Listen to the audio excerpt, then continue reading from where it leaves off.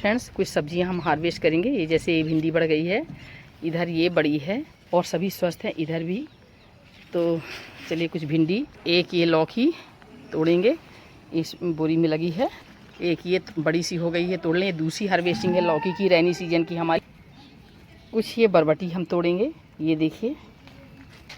और इसमें से कुछ नींबू, ये ढेर सारी बरबटी लगी हैं, कई पौधे हमने लगाए।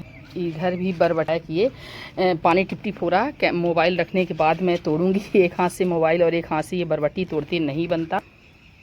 बैगन तोड़ेंगे जो बड़े बड़े हो गए हैं। ये परसों कुछ तोड़ लिए थे, 2-3 अभी रखे हैं, बने नहीं। आज बनेंगे तो मैं ये तोड़ लूँगी, बड़े बड़े जो 1-2 हैं।